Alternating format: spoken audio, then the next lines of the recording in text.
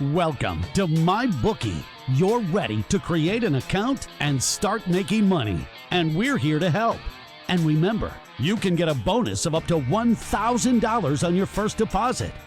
Now you're ready to bet. Just go to mybookie.ag, visit the sportsbook, click on your bet, and input the amount you want to risk or win in the bet slip. Yes, it's that easy. Just remember, at MyBookie, you play, you win, you get paid.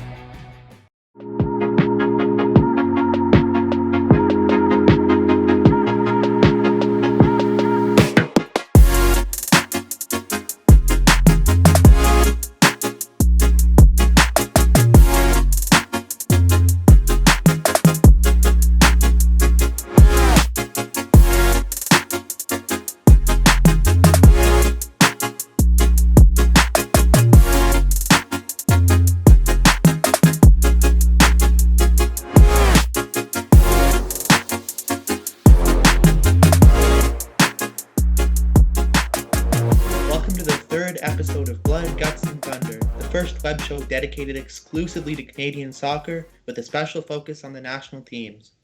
There's been a lot of confusion around it, but it looks like the Tokyo Olympics are still happening in the summer, and when they do, the women's team led by Bev Priestman will take the center stage. I think you have to say that this group struggled at the previous World Cup. We didn't really play in a way that distinguished us from the competition, and defeats to Holland and Sweden exposed that. 2 years later, and after a bit of an underwhelming performance at She Believes, Priestman gathered this group together for 2 friendlies in the UK, and with a bit of luck, Canada has come away with 2 clean sheets in a 3-0 victory over Wales and a 2-0 victory over 6th-ranked England. The question still persists, though, is this the same Canadian team that took home back-to-back Olympic medals in 2012 and 2016, respectively?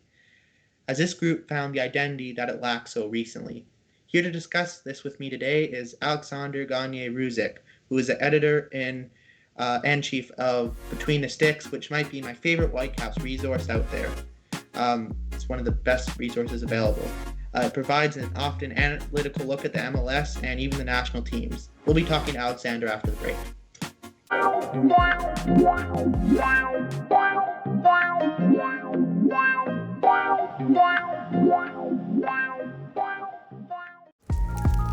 Feel the crackling, steam escaping from your taste buds, burning and yearning in anticipation of hard work paying off.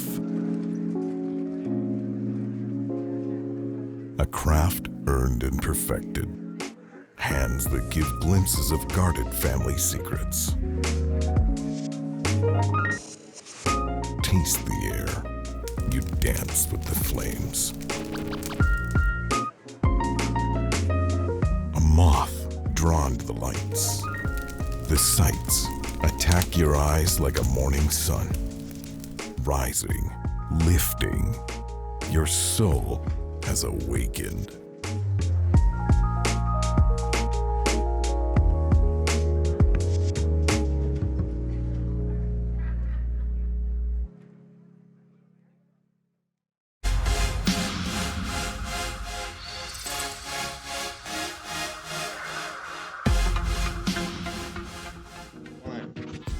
Okay, hi Alex, welcome to the show. Hey, thanks for having me. Appreciate it, kid. Yeah, so the first thing I wanted to start off just with these two friendlies we've had is a term that I've seen a few times in the media, which is Priestman ball. I'm just personally, I haven't watched as much of the women's team in the past, and I'm curious what to you differentiates this from, what we've seen under Heiner Muller before Priestman or going further back, Herdman. So what do you think characterizes Priestman ball? Well, it's a good question. It's one that certainly there's a lot of aspects of the game. I think if we're going to go to Kenneth Heiner Muller's tenure specific, just because it links to Priestman's era now, a lot of the same players, a lot of the same philosophies kind of had to be, I guess, tinkered with a little bit. Kenneth Heiner Muller was definitely more of a defensive coach, but offensively, Canada would look quite lost in the final third at times. They were lacking a bit of, that cutting edge, that final third pass. They'd often they'd have possession, they'd get the ball to the good areas, but wouldn't do much with it. With Priestman, we're seeing more of an emphasis on building up from the back, which has been nice, so more possession play from the back. But now, finally, this camp, we're starting to see a cutting edge. We're starting to see more balls played to the box, more finishing actions. I think the one that I'd like to highlight is from the Wales game. There was a nice cross from Janine Becky to Evelyne Vian. Great finish, great sort of penetrating cross that we haven't really seen much of before under Kenneth Heiner Muller. Obviously, in the first camp under Bev Priestman, she was still working on that side of the game, and it's still very much a work in progress. But we really started to see flashes of that offensive game.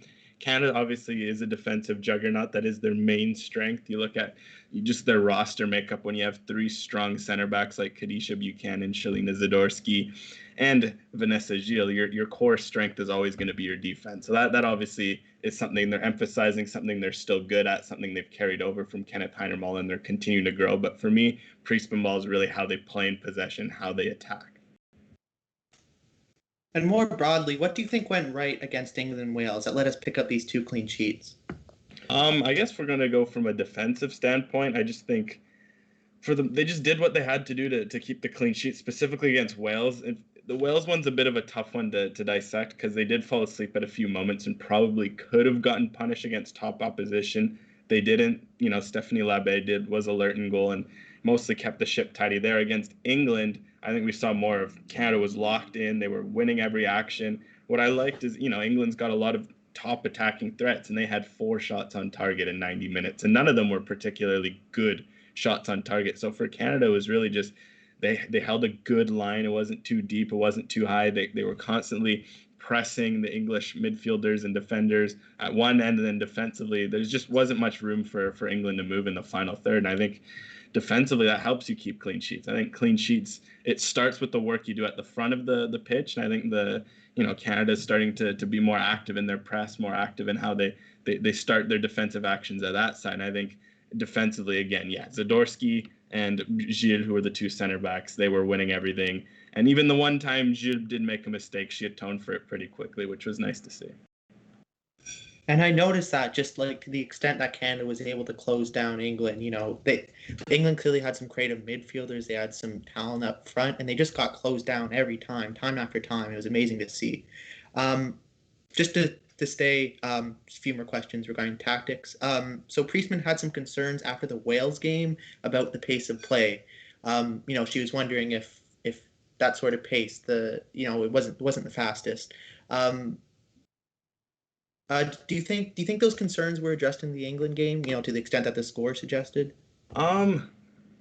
Pace-wise, I think it's just two different games, really. You look at the Wales game; they were more a team where they had to hold a lot more possession. They had to hold a lot more of the ball, versus the England game where they scored so early, and then it just from there you kind of get set back and let the game come to you. I thought in terms of pace of play, they did maintain a good pace against England in terms of building up to the back when they did have those opportunities. But I just think certainly from what we saw was a lot more of a counter-attacking performance. But I would agree the fact that against Wales, where they could have went at them a little more in terms of how fluid their play was, and that's a work in progress. This, especially, a lot of this group is still getting used to the Priestman tactics, the new setups.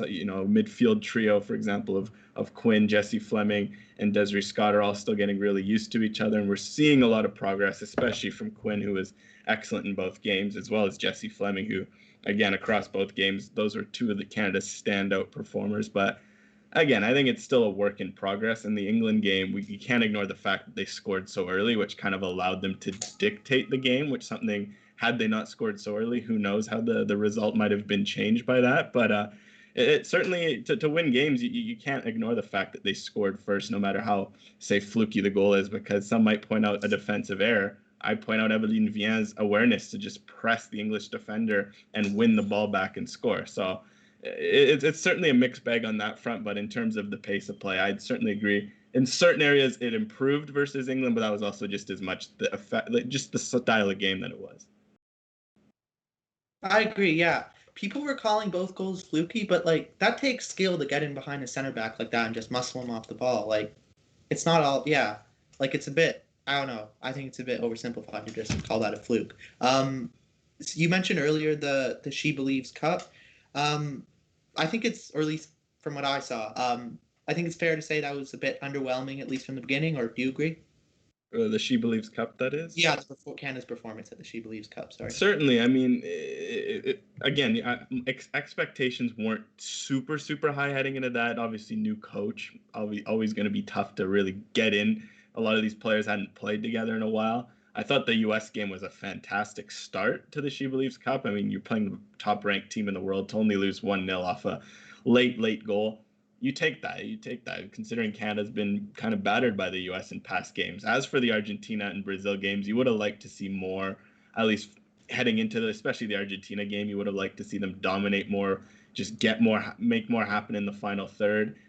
But again, new team, they got the win they needed, or they wanted at least. It was nice to see. As for the Brazil game, I think it was a bit disappointing to see them kind of shut off at the beginning, which was rare to see from them. Usually Canada is pretty good at defending and not allowing early and goals like that and trailing. And I think that was one of the first time, or something, the stat was something like the third or fourth time in the last 20 games they'd allowed 2 or more goals, which just shows you how stingy they are defensively. So if we're looking for that, I guess, yes, as a whole, it was maybe not, you'd expect Canada to get at least 6 out of 9 points, but on the other hand, we saw it was always going to be about what you saw in the field and less about results. And I was very pleased with what I saw in the field from the most part. And I think if we're going to look at these 2 friendlies in particular, that carried over. So it's good to see that there's a bit of carryover and there's progress and we're starting to see a plan materialize here for Canada. For sure. If you could name just one tangible improvement we saw in these 2 friendlies as compared to the She Believes Cup, what would that be? And do you think it was more down to towards the personnel we had available for the She Believes Cup, or do you think it was a tactical change? I certainly would think it would be the play in the final third, the goals. I mean, defensively, we saw a lot of what Canada did well at She Believes Cup. There wasn't much difference there, but for me, it was really the final actions. I think of the goals against Wales. The first one, a nice pass from Quinn right to, Deanne Rose, who finishes clinically. It was a good counterattack, a good ball over the top. The second goal, there's something like a 15 to 19 pass sequence from Stephanie Labbe in goal all the way up to Janine Becky, who crosses into Vian. That's the sort of goals you want to see Canada scoring. Yes, they have the skill to score individual brilliance like Jessie Fleming's 3rd goal versus Wales, or press like the 2 goals they scored against England. But for me, just seeing that 1 goal against Wales in particular really highlighted the good work they did, because yes, that was the lone goal they maybe scored off of a lengthy possession play, but there were a few instances where they put together these sorts of sequences where they're working up the field and we're seeing, okay, a better understanding. When this player goes here, I can fill in that role. And you're starting to see the players, yes, they're already familiar to each other from before, but they're starting to understand, okay, this is where I have to be for us to play the way our coach is wanting to play. You mentioned the final third a few times, and that's something I almost got the opposite impression from the 2 games I saw. I think the lone criticism I would have had in the England game is that at times we just at least I thought we really struggled to progress it up the field from the middle to the final third. Do you disagree? Do you think that's not a problem going forward, or what's your take on that? I mean, I'd certainly agree with you in the sense that getting the ball to the striker remains something that they need to work on, at least directly. I thought they did a good job at getting the wingers involved, and again, I think the transitional play of Quinn and Fleming, they were making a lot of good progressive passes. But I'd certainly agree with the fact that the striker, especially in this case, Evelyn Vian, could have been a little more involved other than her goal. And I think that's certainly something to focus on, because Canada has a lot of good strikers, and they have to get them involved in the games. And you do bring up a good point with that in terms of the progression of the ball. It's not perfect, far from it. There's still a lot of work to done. I did see progress. That's where I'd maybe slightly disagree, but I'd agree with the fact that there needs to be more. And especially if they want to win the Olympics, you can't look at this England game and necessarily say they can win a tournament like this, but at least you see if they defend like this, if they can continue to show more good offensive actions, there's certainly at least a building blocks being put down. And the last tactical question I had, just regarding these two friendlies, was I agree that Quinn and Scott, they played really well together. I think a large part of that was how they pressed back and supported the back line. But like you said, our Canada's main strength, it is that back line. And to me, part of the reason why the playmaking forward, that problem existed, was because Quinn and Scott were pressing back to the extent they were. Now that definitely helped in the 2 clean sheets we earned, but to me, I feel like the back line should be enough to support our defense on its own. Do you think that the pressing back sort of harmed our playmaking forward? Do you think we can have it both ways, or do you think there has to be a change there? I think it depends on the opponent, because England, they offer a lot of threat through midfield. So it was always going to be, had they just gone with, say, a midfield trio, just as examples, certainly I wanted to see, and I still would have liked to seen it, or more of it at least, as a midfield trio of Quinn, Ashley Lawrence, and Jessie Fleming, more of an offensive, midfield trio. Obviously, Quinn kind of sitting in front of the center backs, with Lawrence and Fleming kind of playing more as number 8s.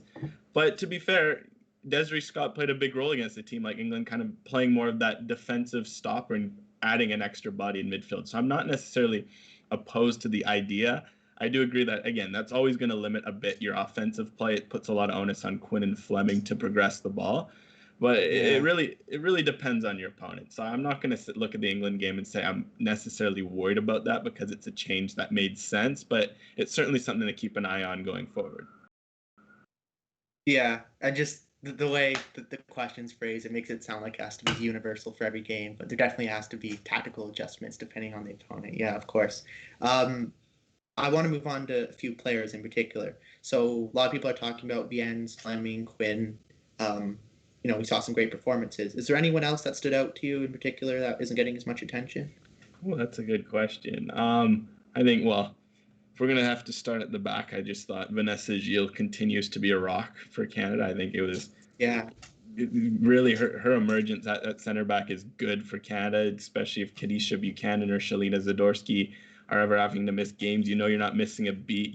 Competition's going to be high among them. If we're going to look at some other ones, I thought Gabrielle Carl looked really good at left back in the first game, made some really good runs forward, had some good defensive actions, certainly continuing to put a good account of herself ahead of the Olympics in the summer, with, again, the roster being so small. Trying to think otherwise in the squad, that pretty much was my main standouts. Certainly Fleming, Quinn, Gilles, Carl. Vian obviously scoring those two goals was great to see. And I mean, aside from that, it was more of a really good team performance. It wasn't necessarily any standout individuals, but that was more reflective of the fact that Canada played so well as a team. One player I wanted to point out in particular, who I think she's the only one who didn't appear in either game, was Chloe Lacasse, and she's had a really great time at Benfica. Maybe not the highest level in women's soccer, but she scored like 30 goals in 20 games. Like it's pretty crazy. She's had interest from the Icelandic team. Are you surprised that she didn't get a chance?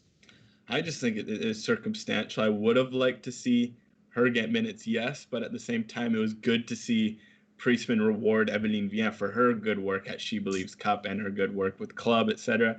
It was good for her to see minutes for, it was a good sign. Obviously, you didn't want to see Sinclair go down, but it was a good sign to see her turn right away to Viens, throw her into the fire both games, and Viens rewarded her for that. So you can't fault that. I do agree it would have been nice to see a bit of what Lacasse has to offer, and you do wonder maybe this was first camp was just, okay, get used to knowing the team, get integrated, get used to our tactics, and maybe in June, if we play any games, you might see the field then.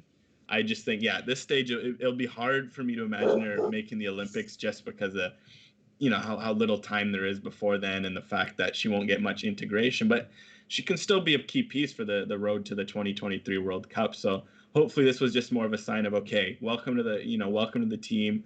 Obviously she's not cap tied yet, I don't think. So this obviously there's still time, there's still work to be done there, but it says, okay, we're interested in you. We believe that you can help us in the future. And hopefully again, going forward, we see her because she offers a lot at the number 9 position. And yes, Canada has a lot of strikers, but you can never have too much depth because, as you see, 1 injury, 2 injuries, all of a sudden you got to dip into your 3rd, 4th, 5th string strikers. Well, it'd be nice if those 3rd, 4th, 5th strikers can all play and bring something to this team. And Lacasse was a bit of an extreme example because she didn't play at all. But is there anyone else who you thought deserved more playing time than they got it at this camp?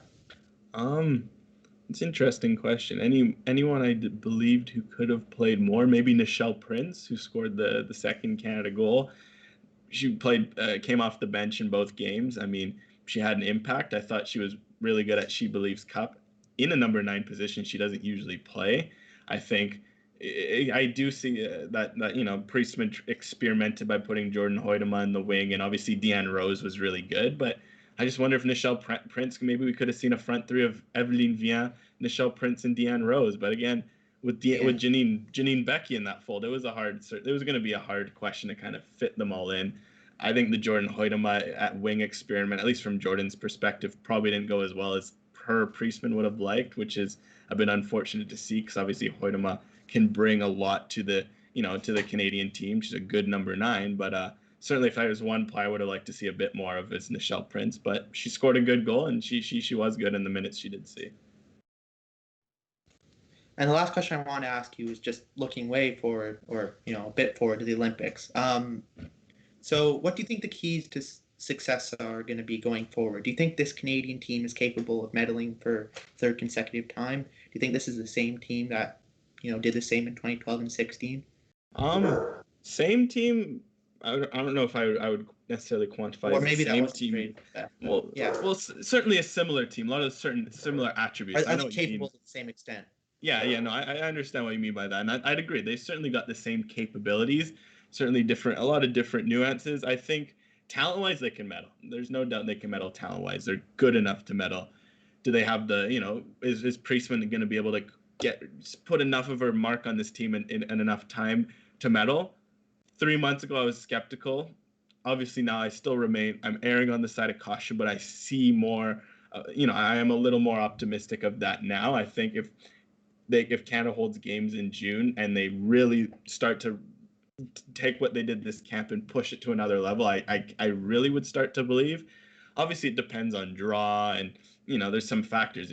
For all you end up having to face the U.S. or Netherlands in a quarterfinal. That's not going to be an easy matchup. You can't ignore the reality that the draw is. But I certainly think on talent and in terms of coaching, the way Priestman's coached so far, there's no, you can't look at this Canada team and not think that they have medal quality. And I think for them, a medal is a reasonable goal. It's just are they actually going to medal? It's too early to say, but I certainly think there's, maybe a few months ago you would have called their claims of trying to medal a 3rd time a bit ambitious for where they're at in their cycle. But I certainly think now looking at where they are, the quick progress they've made under Priestman, they're a little closer to being competitive than I thought they were at these Olympics. And I think that's good. I think it's good if Canada can make a good run and set the tone for the World Cup really in 2023. Because if you're Canada, that has to be a goal. You've got so many good players in that 20 to 27 range are really going to be in around their primes at that 23 World Cup. Obviously, it would have been nice if Christine Sinclair was a tad bit younger, but hey,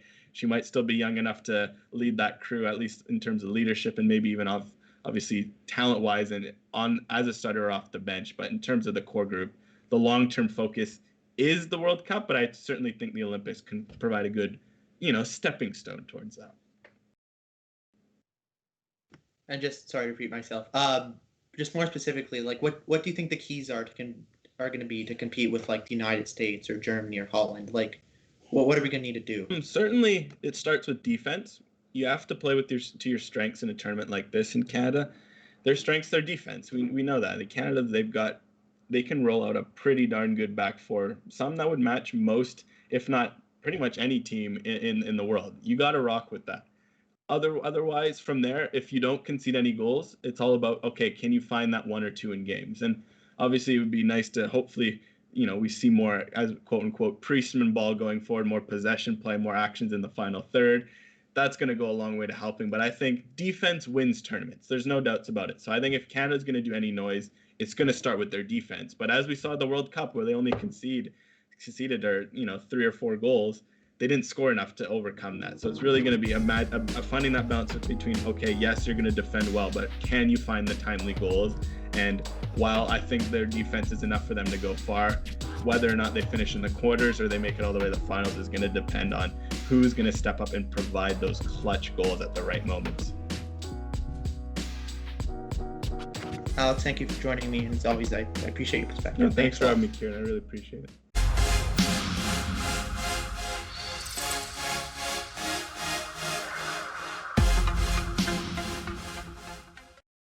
Welcome to MyBookie. You're ready to create an account and start making money, and we're here to help. And remember, you can get a bonus of up to $1,000 on your first deposit. Now you're ready to bet. Just go to mybookie.ag, visit the sportsbook, click on your bet, and input the amount you want to risk or win in the bet slip. Yes, it's that easy.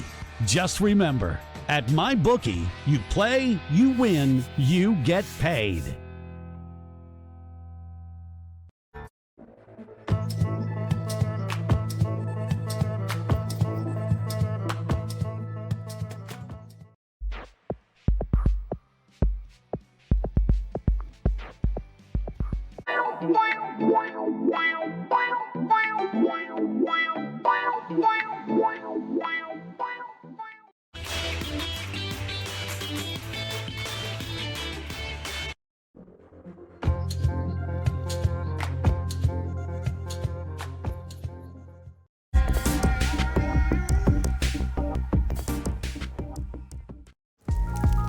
Feel the crackling, steam escaping from your taste buds, burning and yearning in anticipation of hard work paying off. A craft earned and perfected, hands that give glimpses of guarded family secrets. Taste the air. You dance with the flames. A moth drawn to the lights. The sights attack your eyes like a morning sun. Rising, lifting, your soul has awakened.